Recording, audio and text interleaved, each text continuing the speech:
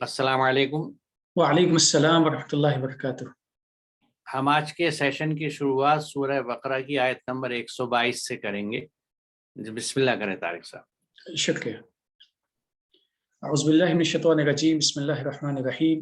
یا بنی اسرائیل اذکروا نعمتی التی انعمت علیکم وانی فضلتکم علی العالمین۔ اے اسرائیل کی اولاد، تم میری نعمت کو یاد کرو جو ہم نے تم کو دی تھی، اور بے شک میں نے تم کو عالمین پر فضیلت دی۔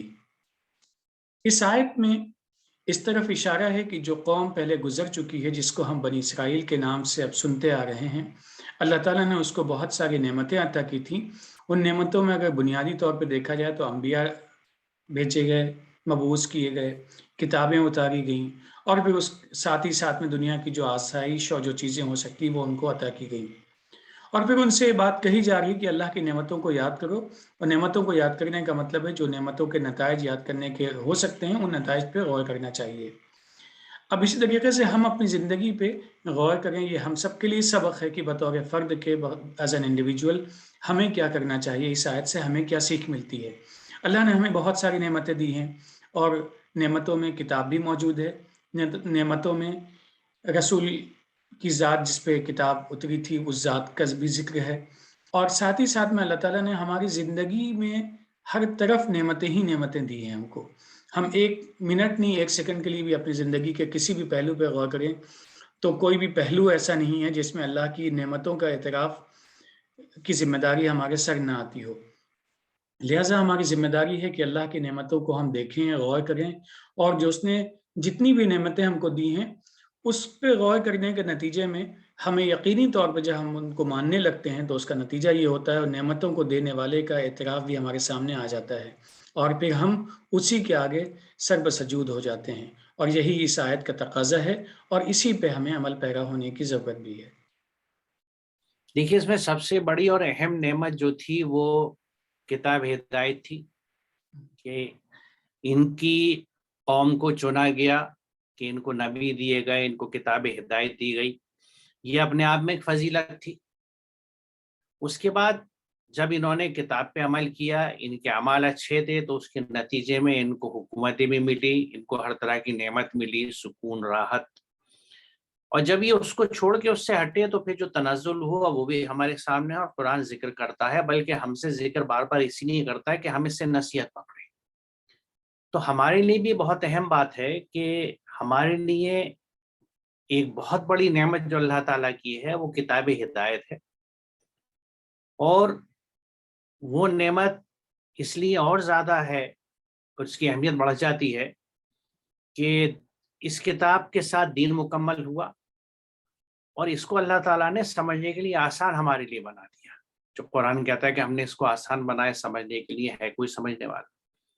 تو کتاب ہدایت دی، اس کو آسان کر کے دے دیا، تو یقیناً یہ وہ نعمت ہے جس کو ہمیں یاد رکھنا چاہیے، اور نہ صرف یاد رکھنا چاہیے بلکہ یہ بھی یاد کرنا چاہیے کہ کیا ہم نے اس کو ابھی تک پڑھا ہے سمجھ کے، کیا ہم اس کو سمجھے ہیں، کیا اس کو ہم عمل میں لائے ہیں، اور اگر ہم نہیں لا رہے تو کیا ہماری کیفیت بنی اسرائیل کسی نہیں ہو رہی؟ کیونکہ یہ چیزیں ہیں جو ہمیں بڑی غور کرنے کی ہیں۔ اور دیکھیں، نعمت کے تعلق سے میرے ذہن میں بات آ رہی ہے ابھی سورہ تکاثر کی، کہ جو سورہ تکاثر جس کو ہم الحاکم التکاثر کی طرح یاد رکھتے ہیں اور پڑھتے ہیں اس کی آخری جو آیت ہے کہ ثم لتسألن یومئذ عن النعیم، کہ پھر اس دن تم سے ایک ایک نعمت کا حساب لیا جائے گا۔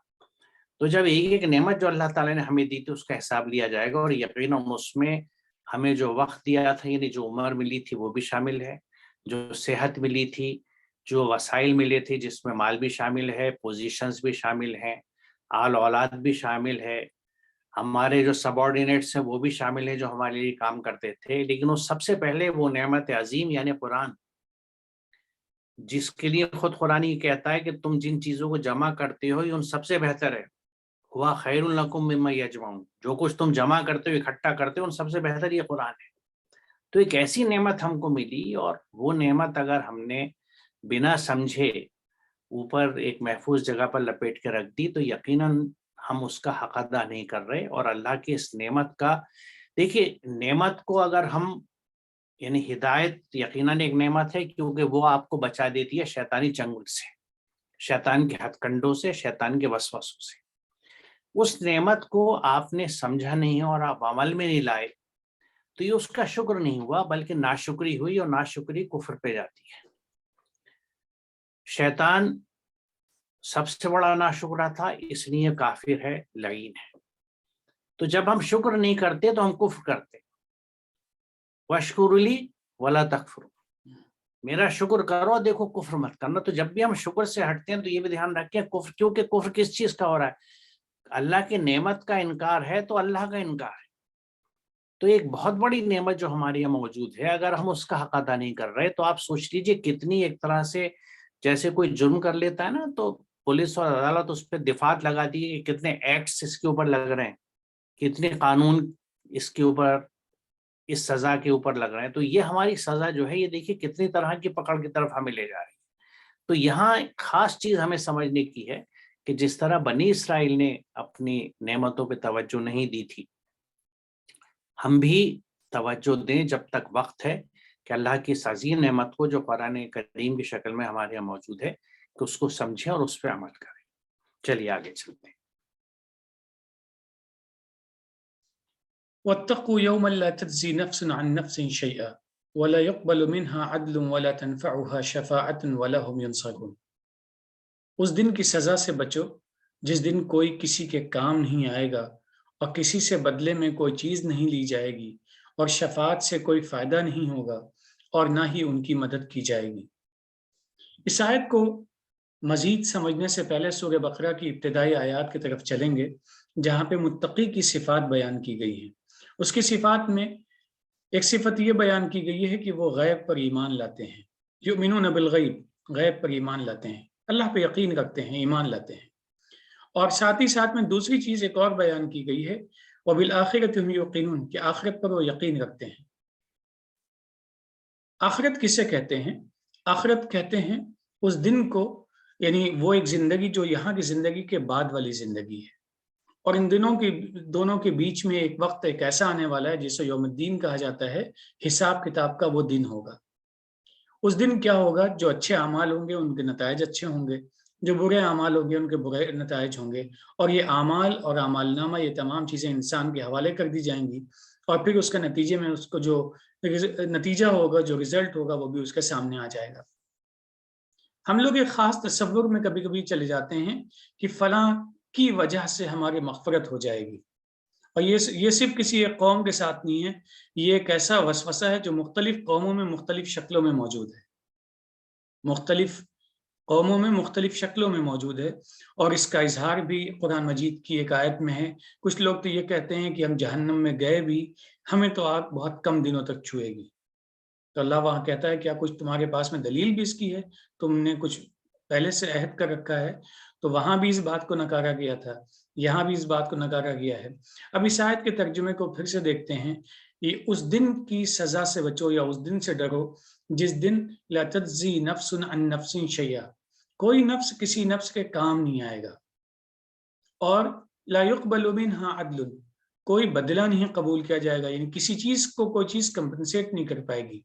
अमल और अमल साले और ईमान के अलावा कोई चीज़ वहाँ पे काम नहीं आएगी। तीसरी चीज़ है ला तनफ़अुहा शफ़ाअतुन, शफ़ाअत के इम्कानात हैं, लेकिन शफ़ाअत के नतायज नहीं है, नफ़ा नहीं देगी। नफ़ा देने के लिए ज़रूरी है कि ईमान और अमल सालेह होना लाज़मी है। और फिर चौथी चीज़ है वला हुम युनसरून, और मदद नहीं की जाएगी। कोई इसके अलावा और भी कोई सूरत मदद की नहीं हो सकती है। कुरान मजीद ने इस मफ़हूम को और भी कई जगहों पे मज़ीद वज़ाहत से बयान किया है कि ला तज़िरु वाज़िरतुम विज़रा उख़रा, कोई किसी का बोझ उठाने वाला नहीं होगा। अब इन वज़ाहतों के बावजूद भी अगर हम किसी गलतफ़हमी का शिकार हो जाएँ, तो ये किसकी गलत नासमझी है? यकीनी तौर पे मैं यही कह सकता हूँ कि मेरी अपनी नासमझी है। मुझे अपने अमाल पे और ईमान पे हमेशा मुतवज्जे रहना चाहिए, इनमें कमी नहीं आनी चाहिए, और फिर इसी के नतायज जो भी होंगे वो मुरत्तब होंगे। देखिए, क़यामत के ताल्लुक से, यौमुल हिसाब के ताल्लुक से ये बड़ी जामे आयत है, क्योंकि ये हर उस चीज़ की नफ़ी करती है जिसका चर्चा समाज में होता है। पहला हिस्सा जो है इसका कि कोई किसी के काम नहीं आएगा, तो इसमें मैंने अपने बचपन में इस तरह की चीज़ें सुनी हैं, کہ فلاں حالات کے تحت ایک آدمی کی نیکی دوسرے کو دے دی جائے گی، اس کا گناہ اس کو دے دیا جائے گا۔ دوسری جگہ یہ چرچے سنیں کہ بہت سے لوگ اپنے بچوں کو حفظ قرآن اس لیے کراتے ہیں کیونکہ یہ بات چلتی ہے کہ ایک حافظ جو ہے وہ 10 لوگوں کو اپنے خاندان کی بخشش کرائے گا، معافی دلائے گا۔ تو اس طرح کی چیزیں بھی چلتی ہیں۔ تو یہاں یہ بات وضاحت سے کہی ہے، کوئی ایک شخص دوسرے کے کام نہیں آئے گا۔ دوسری چیز یہ کہ بدلے میں کوئی چیز نہیں لی جائے گی۔ اس کو قرآن کئی طرح سے کہتا ہے کہ اس دن اگر ساری دنیا کی مال دولت اگر تمہیں مل جائے اور تم اس کو دے کے اپنے اس عذاب سے بچنا چاہو جو تمہارے اعمال کی وجہ سے تمہارے پاس آ رہا ہے، تمہیں دیا جا رہا ہے، تو تم اس سے نہیں بچ سکتے۔ یعنی آپ کچھ لے دے کے بھی، جسے ہم کہتے ہیں، اس سے بھی نہیں بچ سکتے، اور شفاعت سے کوئی فائدہ نہیں ہوگا۔ کوئی سفارش، کوئی شفاعت اس دن آپ کی مدد نہیں کرے گی۔ اور ان سب کے بعد بھی اگر کسی باہری ایجنسی سے کسی مدد کی آپ کو امید ہے تو بالکل نہیں ہوگی۔ یعنی تمام راستے بند کیے جا رہے ہیں اور وضاحت سے بند کیے جا رہے ہیں، اور کہا جا رہا ہے کہ اس دن کی سزا سے ڈرو جس میں یہ تمام چیزیں جو ہمارے سماج میں رائج ہیں اور اس سے پہلے بھی قوموں میں رہی ہیں، جیسا آپ نے کہا، یہ کام نہیں آئیں گی۔ تو پھر کام کیا آئے گا؟ کام آئے گا کہ آپ کے اعمال کیا ہیں۔ اور جیسا قرآن میں کہا جاتا ہے کہ اس دن نہ تو مال کام آئے گا، نہ اولاد، الا یہ کہ کوئی قلب سلیم لیے ہوئے اللہ کے حضور حاضر ہو۔ یعنی ایک ایسا نفس جو اللہ کی اطاعت میں جھکے اور کام کر کے بالکل غالب اس کا جو ہے وہ سلیم ہو چکا ہو، مکمل اللہ کی اتباع میں گیا ہوا، اللہ کے سبمیشن میں گیا ہوا نفس۔ یعنی سوائے ایمان کے ساتھ عمل صالح کے کوئی اور چیز ہمیں نہیں بچا سکتی۔ اور عمل صالح کیا ہے اور فساد کے اعمال کیا ہیں، اس کی وضاحت ہمیں قرآن سے ملتی ہے، جس کو رسول مقبول محمد رسول اللہ صلی اللہ علیہ وسلم نے اپنی زندگی میں کر کے دکھایا۔ تو قرآن ہمیں بتاتا ہے کہ کون سی چیز ٹھیک ہے، کس کو کرنا ہے، کس کو نہیں کرنا ہے۔ اس لیے بار بار یہاں اس ڈسکشن میں یہ بات کہی جا رہی ہے کہ ہمیں قرآن کے ڈوز اینڈ ڈونٹس کو لکھ لینا چاہیے۔ قرآن کو پڑھیے ایک طالب علم کی طرح، اور ہر سورہ کو پڑھتے ہوئے یہ نوٹس بناتے چلیے کہ اس میں کس کس چیز سے مجھے منع کیا گیا ہے اور کس کس چیز کو کرنے کا حکم ہے۔ یہ جب پورے قرآن کا ہم اکٹھا کر لیں گے تو اس کا ایک ہم چارٹ بنا سکتے ہیں اختصار کے ساتھ، ایبسٹریکٹ کر کے، سمرائز کر کے، کہ قرآن کن چیزوں کو کرنے کا حکم دیتا ہے اور کس سے منع کر رہا ہے۔ ان دونوں چیزوں کو ملا کے جب ہم زندگی گزاریں گے تو ہم یہ سمجھ سکتے ہیں کہ ہم اللہ کی اتباع میں جا رہے ہیں اور ہم اپنے لیے اچھی توقع آخرت میں رکھ سکتے ہیں۔ چلیں آگے چلتا ہے۔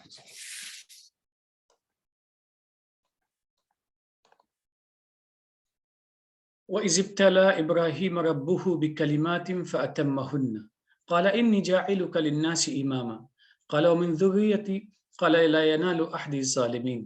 اور جب ابراہیم کو اس کے پالنے والے نے کچھ باتوں سے جانچا تو اس نے انہیں پورا کر دیا۔ اللہ نے کہا میں تم کو لوگوں کا سردار بناؤں گا۔ اس نے کہا اور میری اولاد میں سے؟ اللہ نے کہا میرا وعدہ ظالموں کے لیے نہیں ہوگا۔ یہاں پہ اس آیت میں کئی چیزیں ہیں۔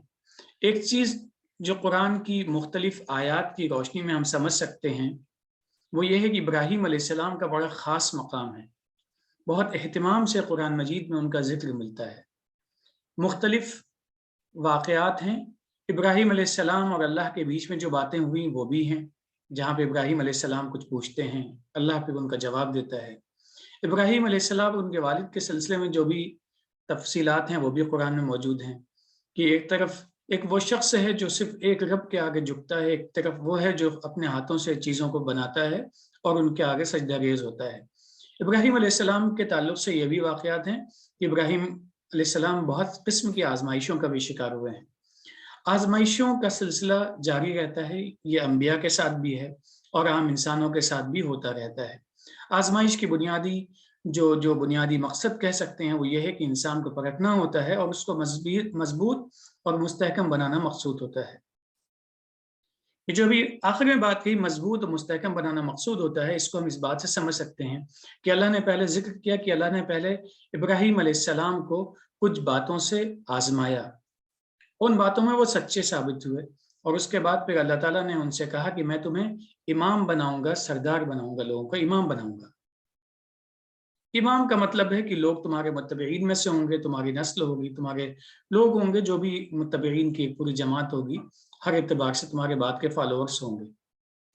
اب یہاں پہ ایک چیز اور بھی ہے، ابراہیم علیہ السلام کی اپنے بعد میں آنے والوں کے لیے جو محبت ہے اس کا بھی اظہار ہے، اور ساتھ ہی ساتھ میں اللہ کا ایک جو قانون ہے کہ حق والے کو ہی مل سکتا ہے، ناحق نہیں مل سکتا ہے، اس کا بھی اس میں بیان ہے۔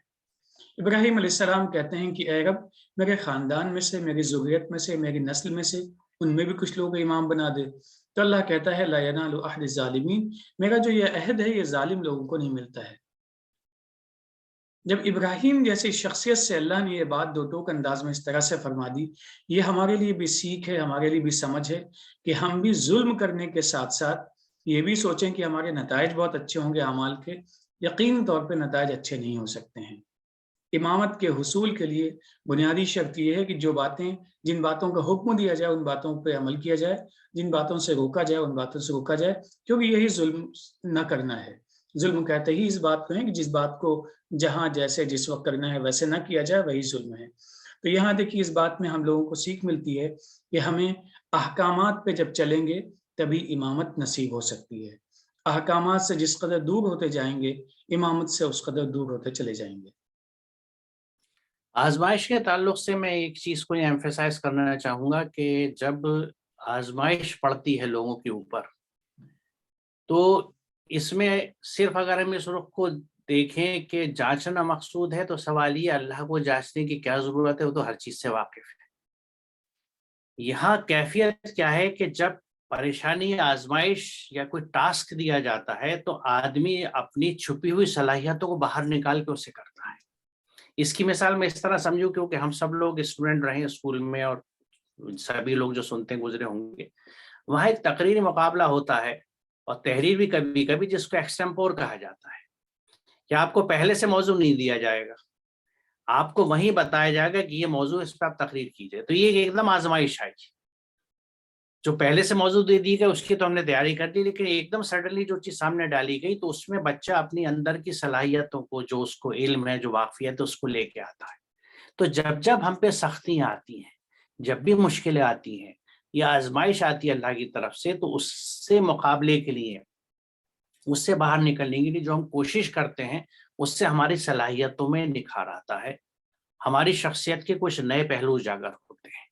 اور یہی حضرت ابراہیم کے ساتھ کیا، کیونکہ ان کو جو بھی آزمائشیں دی گئیں اس پہ انہوں نے پورے اترے، یعنی اپنی انہوں نے اس طرح سے نشو و نما کر لی، اپنے نفس کی بھی اور جو بھی چیز رہی ہو، کیونکہ جس کے بارے میں ہم جانتے نہیں، ہم کچھ نہیں کہہ سکتے، لیکن اس کے نتیجے میں ان کی شخصیت اتنی نکھر کے آ گئی کہ اللہ تعالیٰ نے ان سے کہا کہ اب میں تمہیں سرداری کا کام دوں گا، یعنی now you will be the leader of the nations, تمہیں امامت دوں گے، لیڈرشپ دوں گا کہ تم اب لیڈ کرو گے تمام انسانیت کو۔ تو اس میں یقیناً وہ خوش ہوئے اس بات سے، اور جب کوئی اعزاز ملتا ہے یا کوئی ایسی چیز ملتی ہے تو پھر آدمی یہ سوچتا ہے کہ کیا یہ میرے بعد میرے بچوں کو اور آگے بھی جائے گی۔ تو اسی جذبے سے انہوں نے یہ بات پوچھی کہ کیا میری اولاد میں سے بھی ایسا ہوگا۔ تو اللہ تعالیٰ نے یہاں اس بات کو، جیسا آپ نے بڑی خوبصورتی سے وضاحت سے بتایا، کہ واضح کر دیا کہ یہ ظالموں کے لیے نہیں ہوگا، یعنی اگر آپ کی اولاد بھی آپ ہی کی طرح صالح ہوگی تو یقیناً ان کو مناصب ملیں گے، ورنہ جو اپنی صلاحیتوں کا صحیح استعمال نہیں کریں گے اور جو ظالم ہوں گے ان کو چیزیں نہیں ملیں گی۔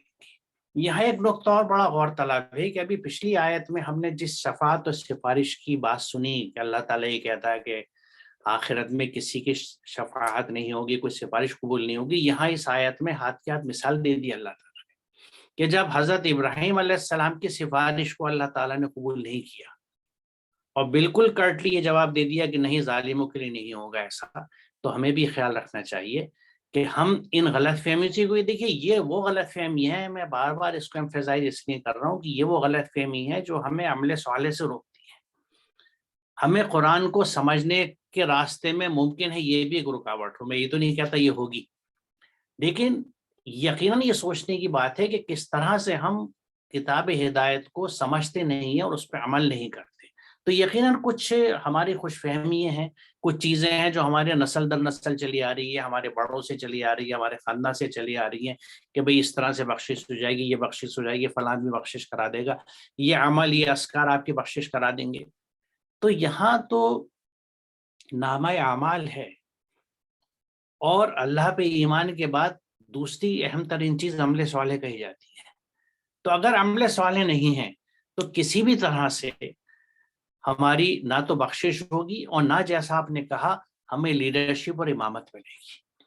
आज जो हम लोग किसी भी तरह की लीडरशिप से महरूम हैं, उसकी वजह यही है।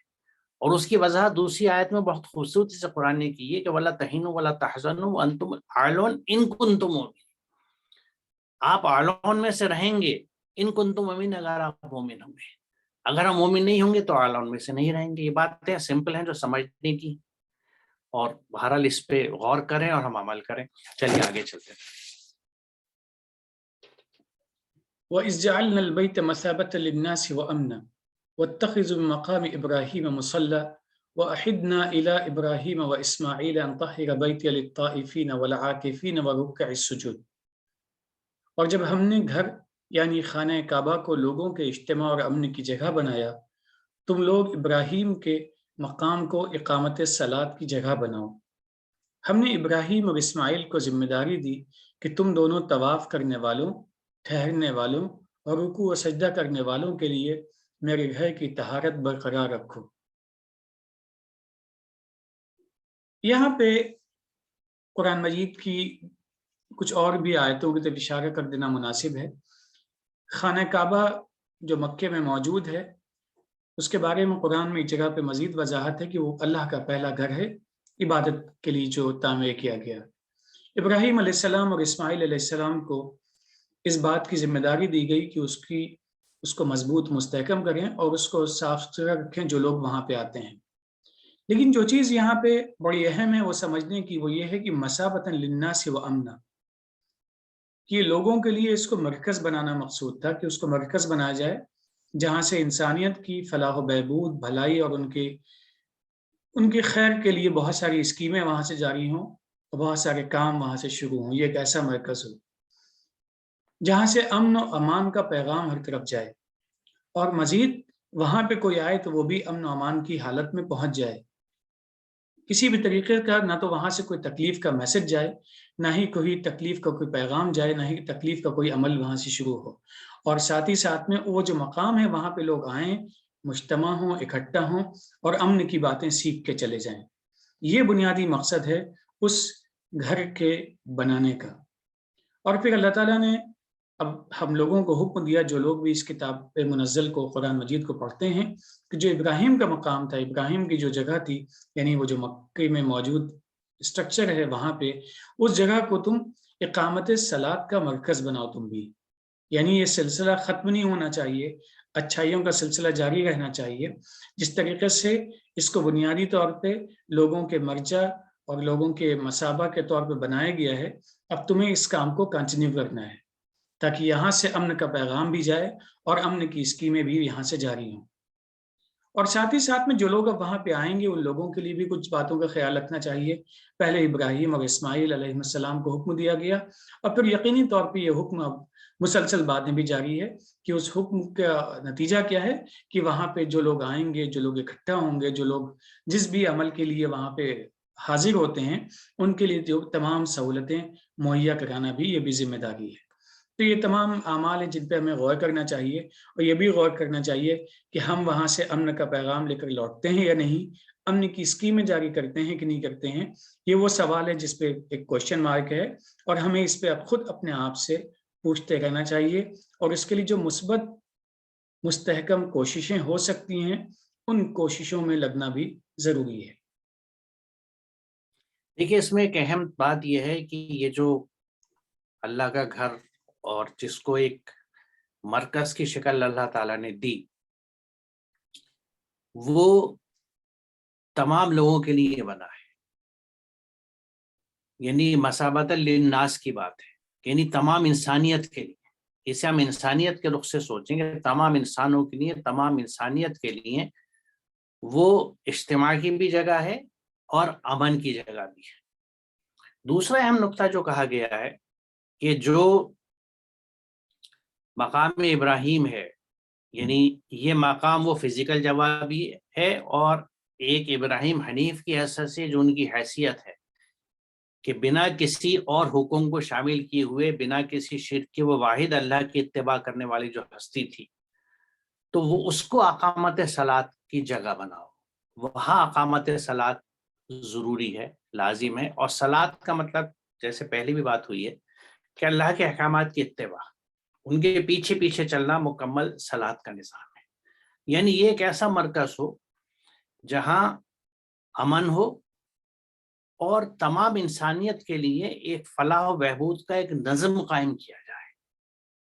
کیونکہ یہ جو امت ہے، کیونکہ ہمیں جب یہ کہا گیا ہے، دیکھیے کہ ہمیں ملت ابراہیم کہا گیا ہے کہ ہمیں ابراہیم کے راستے پہ چلنا ہے، جس کو حنیف کہا گیا ہے. اس کا آگے ذکر آئے گا، وہاں میں اس کی وضاحت کروں گا. تو پوری انسانیت کی فلاح و بہبود کا اور امن انشور کرنے کا. اچھا دیکھیے اس کی وجہ کیا ہے، وہ بھی یہاں پہلے بات ہو چکی ہے کہ ایمان میں امن کا مادہ ہے. مومن جو ہے وہ امن کا ضمانتی ہوتا ہے. The insurer of peace, the one who insures peace. یعنی اس کے عمل سے، اس کے بات چیت سے، اس کے معاملے داری سے، ہر طرح سے وہ امن کو یقینی بناتا ہے. یعنی اس کا کوئی کام، اس کی کوئی بات ایسی نہیں ہوگی، کوئی فعل ایسا نہیں ہوگا جس سے امن میں نقص ہو، امن میں خرابی ہو. اور اللہ تعالیٰ کے ناموں میں بھی المومن کا نام ہے، کیونکہ وہ امن کو انشور کرتا ہے. اس کا تمام نظام امن پہ ٹکا ہوا ہے. کیونکہ امن کا دیکھیے بنیاد جو ہے وہ انصاف کے اوپر ہے. اللہ سب سے بڑا منصف ہے. پوری کائنات میں انصاف بھی ہے، توازن بھی ہے، امن بھی ہے. یہ تینوں چیزیں جڑی ہوئی ہوتی ہیں. جہاں انصاف ہے وہاں توازن ہے، اور جہاں انصاف و توازن ہے وہاں امن ہے. ان چیزوں کو، یعنی ہر طرح کی انیکوالٹیز کو، ناہمواریوں کو ختم کرنے کا نظم. اب یہ اس جملے کو اگر آپ سوچئے تو اس میں کتنی گہرائی ہے. جو نظم اس مرکز پہ قائم کرنے کی ذمہ داری دی جا رہی ہے کہ کسی بھی طرح کی اب وہ ناہمواری جو ہے وہ معاشی بھی ہو سکتی ہے، کہ کہاں مال زیادہ ہے، کہاں غربت زیادہ ہے، کس طرح سے وہاں ان چیزوں کو ایڈریس کیا جا سکتا ہے. اور یہی وہ امامت اور لیڈرشپ کا رول تھا جس کی ذمہ داری حضرت ابراہیم کو دی گئی تھی. یہ وہ ٹاسک تھا، کیونکہ ان کو لیڈرشپ ڈیفائن کی گئی اور اس کے بعد ٹاسک بیان کر دیا گیا کہ یہ کام تمہیں کرنے ہیں. اس کے بعد دوسری ذمہ داری جس کا ذکر ہے کہ طواف کرنے والے، ٹھہرنے والے اور رکوع و سجود کرنے والوں کے لیے اس مقام کی طہارت کو برقرار رکھو.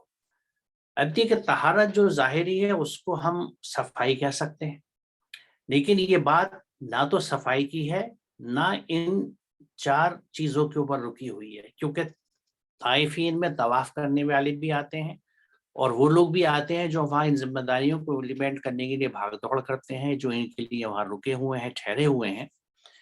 اور رکوع و سجود کرنے والے، تو ایک رکوع و سجود کی شکل تو وہ ہے جو وہاں پہ یعنی صلاۃ کی ادائیگی کر رہے ہیں نماز کی شکل میں، اور وہ رکوع و سجدہ کرتے ہیں، ان کی بات ہے. لیکن اس سے ایک اہم بات جو صلاۃ کے تعلق سے آتی ہے، جب ہم اللہ کے احکامات کی اتباع کی بات کرتے ہیں، کہ اللہ کے احکامات کے امپلیمنٹیشن میں یا اس پہ عمل کرنے میں جو لوگ جھکنے کے عمل میں ہیں اور جو پوری طرح جھک گئے ہیں.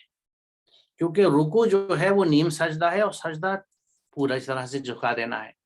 یعنی جو لوگ جھکنے کے عمل میں آ چکے ہیں لیکن ابھی پوری طرح سے اللہ کے احکامات میں نہیں آئے ہیں، ان کے لیے فکری طہارت، یعنی ان کی سوچ، ان کی فکر، ان کا یہاں نظم ہونا چاہیے کہ وہ کسی بھی طرح کے بھٹکاووں میں اور شیطانی وسوسوں کا شکار نہ ہوں. ان کی فکر درست رہے، ان کی سوچ درست رہے، وہاں سے مستقل اس طرح کے پیغام اور کمیونیکیشن اور سمجھانے کا سلسلہ رہے کہ آپ وقت کے ساتھ بڑھتے ہوئے جو چیلنجز شیاطین کی، اس کی مثال میں ایک دو آپ کو دیکھیے. پہلے زمانے میں، یعنی جو میری سی عمر کے لوگ ہیں وہ سوچ سکتے ہیں کہ آج سے 50-60 سال پہلے شہروں کو بھی چھوڑ کے اگر آپ دیہات کی زندگی دیکھیں، وہ کسی بھی حصے میں ہو دنیا کے، کم و بیش کیفیتیں ایک تھیں. تو لوگوں کی زندگی اتنی سادہ تھی کہ وہ پیسہ رکھتے ہوئے بھی اگر خرچ کرنا چاہتے تو ان کے پاس خرچ کرنے کی اپارچونیٹیز نہیں تھی.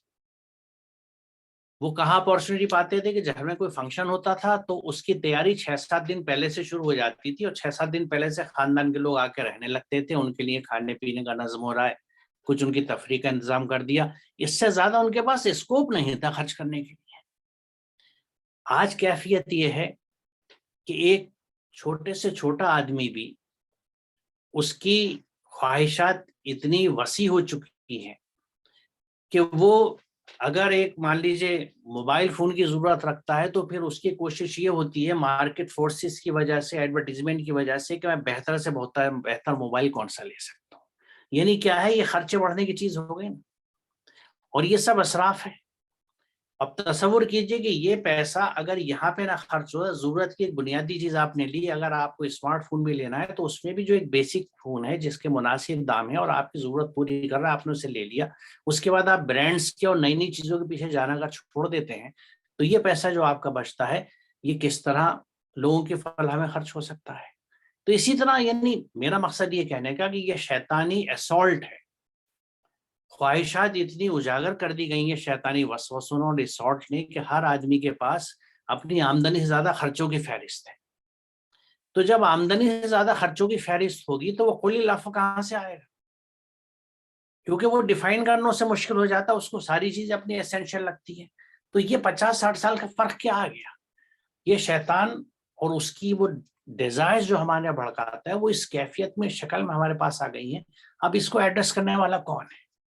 وہ مرکز جو انسانیت کی حفاظت کے لیے بنا تھا، اقامت صلاۃ کے لیے بنا تھا، اور وہ ایک جگہ تھا دنیا میں، مرکز میں تھا، انٹرنیشنل لیول پہ تھا، لیکن اسی کی چھوٹی شکلیں ہماری مساجد ہیں جو ہمارے علاقوں میں موجود ہیں. تو یہ جو اقامت صلاۃ ہے اس کا سلسلہ گلی کی مسجد، پھر جمعے کی مسجد جہاں بڑا اجتماع ہوتا ہے، اور اس کے بعد وہ بڑا مرکز جس کے ذمے پوری دنیا کا کوآرڈینیشن تھا، اور صرف مسلمانوں کا نہیں تھا، پوری انسانیت کا تھا. تو آپ دیکھیے کس لیول کی لیڈرشپ حضرت ابراہیم کو دی گئی. اور اگر صحیح معنوں میں اس مرکز کو آج ہم تصور کریں جس کی یہ بہت ہی سمٹی ہوئی شکل آج دکھتی ہے، تو اس کا کتنا بڑا ٹاسک ہوگا تمام عالم کی انسانیت کے لیے. ان کو نہ صرف یہ کہ ہدایت جاری کرنا قرآن کی روشنی میں، بلکہ عملاً ان کے امپلیمنٹیشن کرنا جس طرح پہ جہاں جہاں کی جا سکتی ہے. یہ چیز اتنی بڑی ہے کہ اس پہ پورا ایک لیکچر دیا جا سکتا ہے، لیکن میں خاص نقطے اس لیے بتا رہا ہوں کہ اس کو ہم ذہن میں رکھیں کہ کیا ذمہ داری دی گئی تھی. اور یہ جو مرکز ہے جس کو آج ہم اپنا قبلہ کہتے ہیں، قبلہ جو چیز سامنے رہے ہمارے، یعنی یہ تصور کیا جاتا ہے کہ یہ مقصد جو ہے یہ ہر وقت ہمارے سامنے رہے گا، ہر وقت ہمارے سامنے رہے گا، اور ہمارا رخ، ہمارا اورینٹیشن اسی طرف ہوگا تاکہ ہمارے اعمال اسی حساب سے ہوں، ہمارے مال خرچ اسی حساب سے ہوں، ہماری صلاحیتیں خرچ اسی حساب سے ہوں کہ مجھے انسانیت کے لیے کیا کرنا ہے. تو بہرحال میں سمجھتا ہوں کہ کافی اس بات کی وضاحت ہوگی، اور باقی آگے جیسے جیسے یہ انشاءاللہ یہ چیزیں آتی رہیں گی تو ہم اس کی وضاحت ضرور کریں گے. کیونکہ ان چیزوں کو، کیونکہ اس سے دیکھیے مقصد یہ ہے کہ یہ کعبہ جو ہے صرف کسی جیوگرافیکل ڈائریکشن کا نام نہیں ہے، یہ ایک مرکز ہے، ایک فکر کا، ایک سوچ کا، ایک اللہ تعالیٰ کے عظیم پیغام کا جو پوری انسانیت کے لیے آیا تھا، ہدی للناس، اور رسول مقبول رحمت للعالمین. تو اس کا مرکز کہاں پہ بنے گا، اور اس مرکز میں کیا کام ہوگا، اور اس کی لیڈرشپ کیا ہوگی، یہ اس آیت میں اس کی وضاحت ہے. اس کی وضاحت آگے اور آئے گی جس کو ہم انشاءاللہ آگے کریں گے. چلیے اب آگے چلتے ہیں طارق صاحب. وَإِذْ قَالَ إِبْرَاهِيمُ رَبِّ اجْعَلْ هَٰذَا بَلَدًا آمِنًا وَارْزُقْ أَهْلَهُ مِنَ الثَّمَرَاتِ مَنْ آمَنَ مِنْهُمْ بِاللَّهِ وَالْيَوْمِ الْآخِرِ قَالَ وَمَنْ كَفَرَ فَأُمَتِّعُهُ قَلِيلًا ثُمَّ أَضْطَرُّهُ إِلَىٰ عَذَابِ النَّارِ وَبِئْسَ الْمَصِيرُ. اور جب ابراہیم نے کہا اے میرے رب اس شہر کو پرامن بنا دے، اور یہاں کے رہنے والوں میں سے جو اللہ پر اور آخر کے دن پر ایمان لائیں ان کو میوے اور پھل دے. اللہ نے کہا جو کفر کرے گا اسے بھی میں تھوڑا دوں گا، پھر میں اسے آگ کے عذاب میں ڈھکیل دوں گا جو برا ٹھکانہ ہے. اس آیت میں دو بڑی اہم چیزوں کی طرف اشارہ ہے.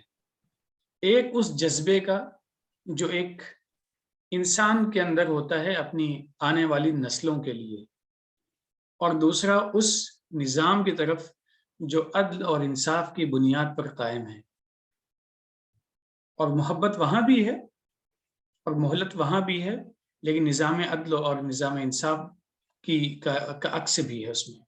اب دیکھیے پہلے ابراہیم علیہ السلام دعا کرتے ہیں جب انہیں امامت اور سب چیزیں مل جاتی ہیں، اللہ تعالیٰ سے کہتے ہیں کہ اللہ اس شہر کو امن والا شہر بنا دے، یعنی جو شہر ہے جہاں پہ مکے کا وجود ہے اس کو پورا امن والا شہر بنا دے، اور ساتھ ہی ساتھ یہاں کے جو لوگ ہیں، جو بھی بسنے والے آنے والے جو بھی لوگ ہوں گے، ان کو خوب سارے میوے اور پھل عطا کر، یعنی ان کی جسمانی نشو و نما بھی ہو اور اطمینان قلب بھی ان کو نصیب ہو، دونوں چیزیں بیک وقت ان کو مل جائیں، یعنی کسی بھی طریقے کی کسی تکلیف کا وہ شکار نہ ہو۔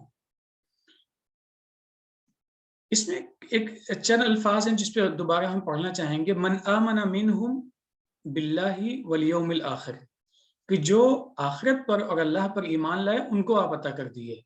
اللہ نے کہا ایسا نہیں ہے، بلکہ ہم تو مہلتیں سب کو دیتے ہیں اور ہم سبھی کو نوازنے والے ہیں اس دنیا میں، اس دنیاوی زندگی میں، آخرت کی بات نہیں، اس دنیاوی زندگی میں۔ تو جو لوگ نہیں مانتے ہیں باتوں کو، جو لوگ کفر کرنے والے ہیں، ہم ان کو بھی دیں گے، کیونکہ دینے کا بنیادی مقصد یہ ہے کہ ان کو مہلت ملے گی، ان کو دوبارہ سے صحیح راستے پر واپس آنے کا موقع ملے گا۔ لیکن اگر وہ اس کے نتیجے میں صحیح راستے پر واپس نہیں آتے ہیں تو پھر نتیجہ وہی ہوگا جو حساب کتاب کے بعد ہوگا، کہ اچھے اعمال کرنے والوں کا نتیجہ دائیں ہاتھے مل جائے گا اور جو برے اعمال کرنے والے ہیں ان کا نتیجہ بائیں ہاتھے مل جائے گا۔ تو یہاں پہ اس طرف پوری وضاحت کے ساتھ میں اشارہ ہے، بلکہ وضاحت کر دی گئی ہے کہ اللہ تعالیٰ اس دنیا میں جب نوازتا ہے تو اس کا مقصد یہی ہے کہ انسان اچھے راستے پر چلنا شروع کر دے اور جو مہلت ملی ہے اس کا فائدہ اٹھائے، ورنہ آخرت خسارے والی ہو سکتی ہے۔ دیکھیے اس میں پہلا نقطہ بھی ایک غور طلب ہے کہ حضرت ابراہیم نے یہ دعا نہیں کری کہ اس شہر کو اور اس کی مملکت کو یعنی پوری دنیا کی ایک طاقت بنا دے، سب کو اس کے زیر نگی کر دے، پوری دنیا پہ ہم حکومت کرنے لگے۔ یہ قطعی خواہش نہیں تھی، کیونکہ ایک مومن شخص جو تھا، جو امن کی اہمیت کو سمجھتا تھا، ایمان کی اہمیت کو سمجھتا تھا، اس نے پہلی چیز کیا دعا میں مانگی کہ شہر کو پرامن بنا دے۔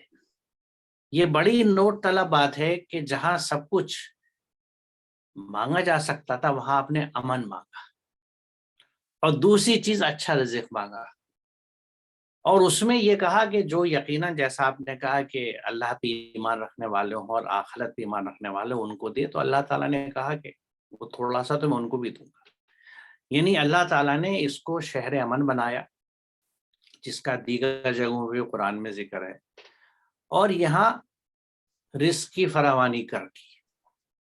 لیکن جیسا آپ نے کہا کہ یہاں اس بات کی وضاحت کی گئی کہ وہ تمام کائنات کا رب ہے، وہ سب کو نوازتا ہے، اس لیے نوازتا ہے کہ تاکہ وہ اپنی زندگی گزاریں، اور اس مہلت میں وہ اگر واپس آ جائیں ہدایت کی طرف اور یہ پہچان جائے کہ نعمتیں جو ان کو مل رہی ہیں اس کا صحیح استعمال کیا ہے، اور اس کے دینے والے کی تئیں میری ذمہ داری کیا ہے، میں کیسے اسے پہچانوں، تو واقعی واپس آنے کے بعد یقیناً جب ان کے عمل صالح ہوں گے تو اللہ تعالیٰ ان کے ساتھ دوسرا رویہ رکھے گا۔ لیکن اگر وہ اسی انداز سے زندگی گزارتے رہے اور اس غلط فہمی میں رہے، کیونکہ اکثر میں نے لوگوں کو یہ بھی سنا ہے کہ میاں دیکھو وہ تو بہت ہی بدعمال آدمی ہے، یا ایسا ہے اور ویسا ہے، دیکھو کیا رزق ہے اس کے پاس اور کتنی شان سے رہ رہا ہے اور کتنی مال و دولت ہے۔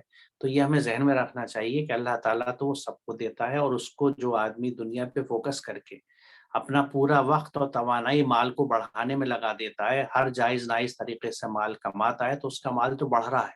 اس کا یہ مطلب نہیں ہے کہ اللہ کی رحمت ہے اس کے اوپر یا نعمتیں ہیں، یہ اپنی آزمائش کا جو وقت تھا اس کو پہچان نہیں پا رہا اور اس کو ضائع کر رہا ہے۔ جب مہلت زندگی ختم ہوگی تو حساب کتاب بند ہو جائے گا، اور اگر اس نے اپنے اعمال درست نہیں کیے اور ایمان نہیں لایا تو یقیناً وہ جہنم میں ڈھکیل دیا جائے گا، جیسے اس آیت میں کہا جاتا ہے۔ تو یہاں ان نکات کو ہمیں ذہن میں رکھنا چاہیے، اس میں ہمارے لیے بہت بڑی ہدایت ہے، اور پھر ایک دفعہ ایمان کی اور امن کی اور مومن کی اہمیت سمجھ میں آتی ہے۔ چلیے آگے چلیں۔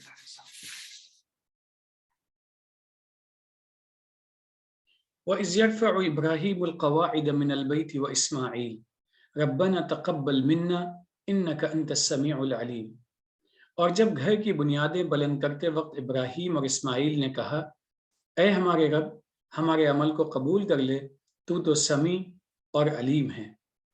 اب یہاں بھی دیکھیے بڑی خوبصورتی سے ایک خاص بات کی طرف اشارہ کیا گیا ہے کہ اللہ کے دو ایسے بندے ہیں جو اللہ کے حکم پہ لگے ہوئے ہیں، اور جس مرکز کو اثر و تعمیر کرنے اور اس کو مضبوط و مستحکم بنانے کا کام ان کے ذمہ دیا گیا ہے، اس کام میں لگے ہوئے ہیں، جس طرح سے کہا گیا اس طریقے سے لگے ہوئے ہیں، اور ساتھ ہی ساتھ میں اس بات کا بھی اعتراف کریں کہ اللہ ہم نے تو اپنا عمل کر لیا ہے، لیکن قبول کرنے اور ریجیکٹ کرنے کا حق آپ کے پاس میں ہے، آپ اسے قبول کر لیجئے۔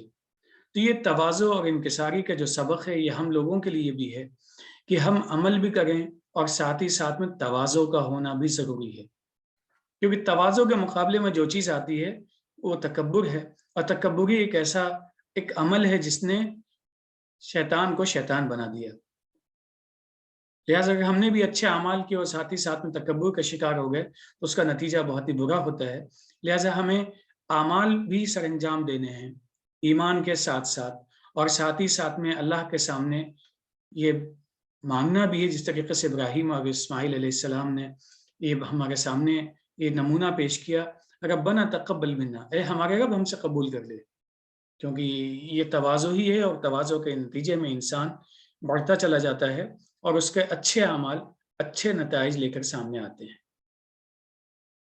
یہاں گھر کی بنیادیں بلند کرنے کے تعلق سے میں یہ بھی نقطہ کہنا چاہوں گا کہ اس میں جیسا اشارہ آپ نے بھی دیا کہ صرف عمارت کی بنیاد کی بات نہیں ہے، بلکہ وہ مرکز جو قائم کرنا تھا، جو ذمہ داری انہیں دی گئی تھی، اس کو اجتماع کی جگہ، امن کی جگہ اور اقامت صلاۃ کی جگہ بنانے کا، اور وہاں پہ وہ نظم قائم کرنے کا کہ نہ صرف یہ کہ ظاہری طہارت ہو بلکہ فکری طہارت بھی ہو، فکری صفائی بھی ہو، ظاہری صفائی بھی ہو۔ تو اس کو اسٹیبلش کرنے کے لیے جو محنتیں ان دونوں نے کریں کہ اس کی طرف بھی اشارہ ہم اس سے سمجھ سکتے ہیں، اور اس کے وقت جو انہوں نے دعا کری، یقیناً جیسا آپ نے کہا یہ بڑی اہم بات ہے کہ یہ وہ دو ہستی ہیں، ان کی انکساری کا یہ عالم ہے جس میں ایک ہستی کو اللہ تعالیٰ نے کہہ دیا اور چن لیا سرداری کے لیے، انسانیت کی سرداری کے لیے، لیڈرشپ کے لیے، اور دونوں کی عمر بھر کی قربانی کو اللہ تعالیٰ نے قبول کر لیا، حضرت ابراہیم کی اور اسماعیل کی بھی، کہ انہوں نے اس ویرانے میں، ایک ریگستان میں اپنی پوری عمر لگا دی اس مرکز کو قائم کرنے اور اس کو اللہ کی اطاعت کے لیے، یعنی لوگوں کو ہموار کرنے کے لیے، سوچ کو ہموار کرنے کے لیے۔ ان کی انکساری کا یہ عالم ہے کہ وہ یہ دعا کر رہے ہیں کہ تو ہمارے اس عمل کو قبول کر لیں۔ تو یقیناً یہ ہمارے لیے بھی بڑی سوچ کی بات ہے کہ ہم لوگ تو کسی گنتی میں نہیں ہیں، پھر بھی کبھی کبھی ہماری سوچ دوسری انداز کی ہو جاتی ہے۔ اگر ہمیں لگتا ہے کہ ہم اللہ کے کچھ احکامات کی اتباع کر رہے ہیں یا ہمیں اللہ کے دین کا کچھ علم اور واقفیت ہے، تو یہ رویوں کی بھی اصلاح کی بڑی ضرورت ہے کہ ہم اپنے آپ کو، اپنی سوچ کیا رکھتے ہیں اور اس کا اظہار کس طرح لوگوں کے بیچ میں کرتے ہیں۔ میرے خیال میں طارق صاحب آج کے سیشن کو ہم جی، یہاں روکتے ہیں، انشاءاللہ اگلے سیشن میں ہم اس سے آگے چلیں گے۔ وآخر دعوانا الحمد للہ رب العالمین۔ السلام علیکم۔ وعلیکم السلام۔